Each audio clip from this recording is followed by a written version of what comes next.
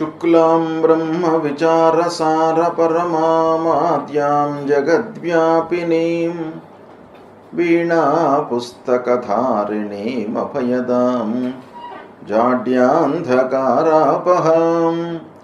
हस्ते स्फाटिकमालिकां विदधतीं पद्मासने संस्थितां वन्दे तां परमेश्वरीं भगवतीं बुद्धिप्रदां शारदां। శ్రీ మహాగణాధిపతయే నమః. శ్రీ మహాసరస్వత్యై నమః. శ్రీ గురుభ్యో నమః.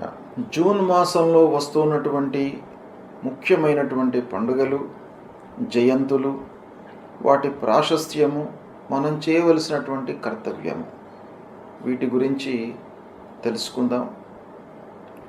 ముందుగా జ్యేష్ఠ శుద్ధ దశమి గురువారం 5 జూన్ రోజున దశహర పాప దశమి వ్రతం. ఇది చాలా ముఖ్యమైనటువంటి వ్రతం. దశహర పాప దశమి అని దీనికి పేరు.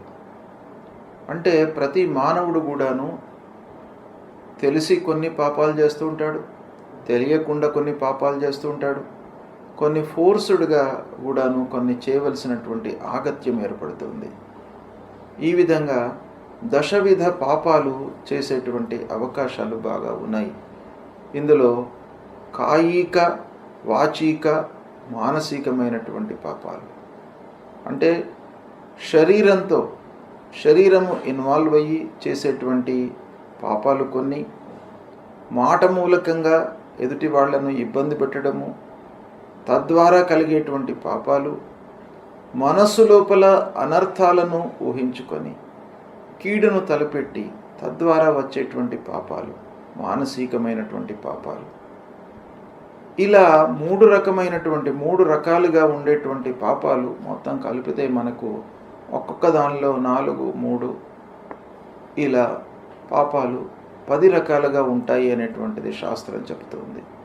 అయితే ఈ పాపాలు తొలగిపోవడానికి ఈ దశమి రోజున గంగా స్నానం చేసినట్టయితే, అంటే గంగా భగవతి పూజ, మనకు దగ్గరగా ఉన్నటువంటి గోదావరి నది కానివ్వండి, గంగా నదికి కానీ వెళ్ళి స్నానం ఆచరించినట్టయితే ఈ దశవిధ పాపాలు దూరం అయిపోతాయి అనేటువంటిది శాస్త్రం చెప్తుంది. కాబట్టి మనము సంతృప్తిగా జీవనం కొనసాగించడానికి, చేసినటువంటి అకృత్యాలను దూరం చేసుకోవడానికి గంగా స్నానం అనేటువంటిది చాలా ముఖ్యమైనటువంటిది. గంగా అంటే గంగా నది కాకుండా దగ్గరగా ఉన్నటువంటి జీవనదుల లోపల ఎక్కడైనా కూడాను మీరు స్నానం ఆచరించవచ్చును. అలాంటిది చేయడం మూలకంగా మనకు ఈ పాపాలన్నీ కూడాను దూరం అవుతాయి. ఇక 6వ తారీఖున నిర్జల ఏకాదశి, గణపతి సచ్చిదానంద స్వామి వారి యొక్క జయంతి.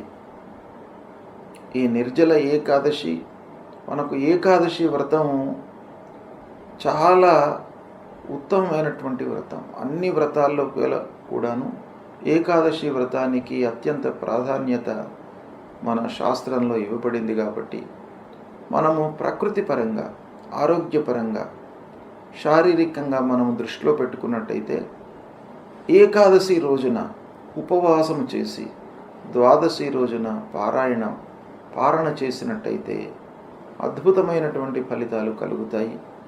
ఉన్నతమైనటువంటి భావనలతో మోక్షాన్ని పొందవచ్చును అనేటువంటివి కూడాను మనకు ఇతిహాసాల లోపల చాలా చెప్పబడి ఉన్నాయి. కాబట్టి ఈ రోజున ఏకాదశి వ్రతాన్ని ఆచరించాలి. ఇదే రోజున అవధూత పీఠాధిపతి గణపతి సచ్చిదానంద స్వామి వారి యొక్క జయంతి. ఆ స్వామివారిని మీరు కొలవండి. త్రిమూర్తి స్వరూపమైనటువంటి ఆ గురు భగవానుడు, గురుదేవుడి యొక్క అనుగ్రహాన్ని పొందడానికై స్వామివారిని మీరు పూజించండి. ఇక 8వ తారీఖు రోజున మృగశిర కార్తీ ప్రవేశం. వ్యవసాయదారులకు కార్తులు అత్యంత ప్రాధాన్యతను సంతరించుకున్నటువంటివి. కార్తులను దృష్టిలో పెట్టుకొని వాళ్ళు కార్యకలాపాలు చేస్తూ ఉంటారు. వ్యవసాయం ప్రారంభం చేయడము, విత్తనాలు నాటడము, ఇవన్నీ కూడాను కార్తులకు అనుగుణంగా వాళ్ళు చేసుకుంటారు. కనుక మృగశిర కార్తీ ప్రవేశం అనేటువంటిది చాలా ముఖ్యమైనటువంటి కార్తీ. అది 8వ తారీఖు నాడు ప్రవేశిస్తుంది. ఇక 10వ తారీఖు నుండి గురుమౌఢ్యం ప్రారంభమవుతుంది. గురుమౌఢ్యము అనంటే గురువు మనకు కనిపించకుండా లుప్తమవుతాడనమాట.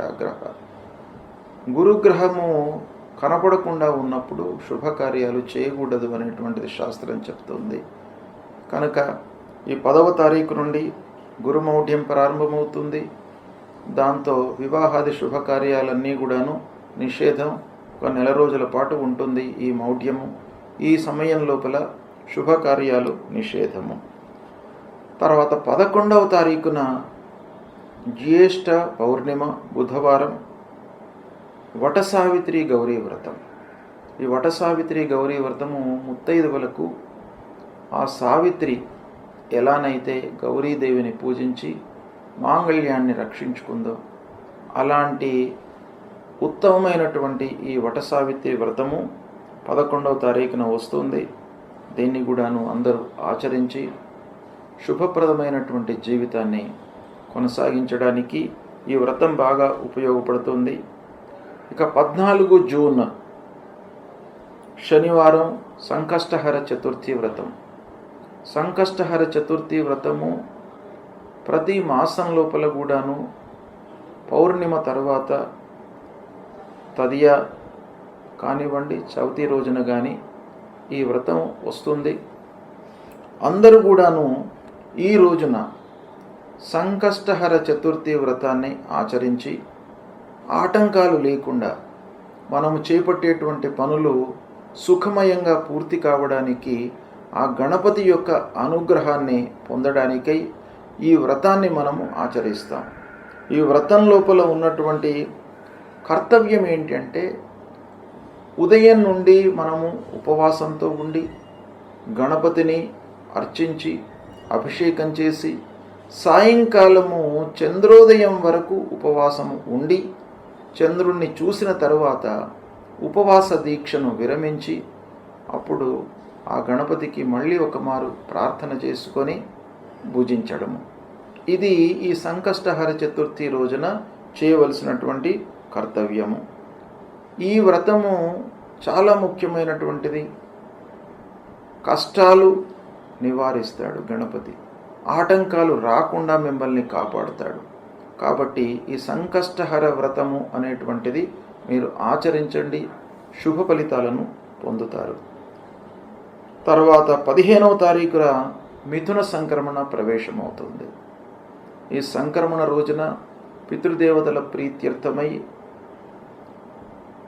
మనము ఎవరికైనా కూడాను కొంత అన్నదానం చేసినట్టయితే మీకు సత్ఫలితాలు పొందుతారు. ప్రతి సంక్రమణ రోజున పితృదేవతల ప్రీత్యర్థమై మీరు ఒకరికి కానీ ఇద్దరికి కానీ మీకు ఎంతమందికి అనుకూలమైతే మీ శక్తి కొలది అన్నదానం చేయండి, సత్ఫలితాలను పొందుతారు. ఇక 23వ తారీఖు రోజున సోమప్రదోషమి వ్రతం, మాస శివరాత్రి. ఈ రెండు కూడాను ప్రదోషమి, మాస శివరాత్రి శివ వ్రతాలు. ఈ రెండు వ్రతాలను సోమప్రదోషమి అదే రోజు వస్తుంది, అదే రోజున కూడాను మాస శివరాత్రి ఉంది. ఆ శంకరుణ్ణి ప్రదోష కాలం లోపల మీరు పూజించినట్టయితే మీకు అన్ని రకాలుగా ఐశ్వర్యాన్ని, అపమృత్యు దోషాలను తొలగిస్తాడు. అపమృత్యు దోషాన్ని తొలగించి ఐశ్వర్యాన్ని ప్రసాదించేటువంటి ఆ శంకరుడు ఆ సోమప్రదోషమి రోజున మీరు పూజించినట్టయితే తప్పకుండా మీకు అనుగ్రహం లభిస్తుంది. తర్వాత అమావాస్య, దర్శామావాస్య కూడాను 25వ తారీఖు నాడు వస్తుంది. ఈ అమావాస్య రోజున కూడాను పితృదేవతల ప్రీత్యర్థమై మీరు అన్నదానం చేయండి. ఎవరైతే నిస్సహాయులు ఉన్నారో, అంగవైకల్యంతో ఇబ్బంది పడుతున్నటువంటి వాళ్లకు మీరు కొంత అన్నదానం చేయండి. ఒకరికి ఇద్దరికి మీ శక్తి కొలది అన్నదానం చేసినట్టయితే మీ పితృదేవతల యొక్క అనుగ్రహం మీకు లభిస్తుంది, పితృదోషము ఉండకుండా ఉంటుంది. కాబట్టి ప్రతి అమావాస్య రోజున కూడాను మీరు ఈ కర్తవ్యాన్ని ఆచరించండి. ఇక 27 జూన్ జగన్నాథస్వామి వారి యొక్క రథోత్సవము, పూరి జగన్నాథస్వామి రథోత్సవము ప్రారంభమవుతుంది. ఇక 29 జూన్ రోజున బోనాలు ప్రారంభమవుతాయి. ఇవి ముఖ్యమైనటువంటి పండుగలు ఈ జూన్ మాసంలో ఉన్నాయి. ఈ పండుగలను మీరు గుర్తించి ఋషులు మన జీవితము సుఖమయంగా జరగడానికి, ఆటంకాలు లేకుండా, ఇబ్బందులు లేకుండా, అపమృత్యువు దరి చేరకుండా ఆరోగ్యవంతమైనటువంటి జీవితాన్ని గడపడానికి ఋషులు దర్శించి మనకు నిర్ణయించినటువంటి పండుగలు ఇవి. హిందూ సాంప్రదాయానికి మూల స్తంభాలు పండుగలను గుర్తించి ఆచరించడం అనేటువంటిది. కనుక ఈ పండుగలను ఆచరించినట్టయితే మన జీవితము సుఖమయంగా జరుగుతుంది. ఆ పండుగల వెనుక ఉన్నటువంటి ఇతిహాసాన్ని కూడాను మీరు అర్థం చేసుకొని దానికి ప్రత్యామ్నాయమైనటువంటి కర్తవ్యాలు, ఏ పండుగ రోజున మనం ఏం చేయాలి అనేటువంటిది మీకు స్థూలంగా నేను చెప్పాను. ఇంకా కూడాను మీరు ఈ విషయాన్ని మీరు తెలుసుకొని ఆచరించినట్టయితే జీవితాన్ని సుఖంగా మీరు కొనసాగించడానికి అవకాశాలు ఉంటాయి. ఉపయోగించుకోండి.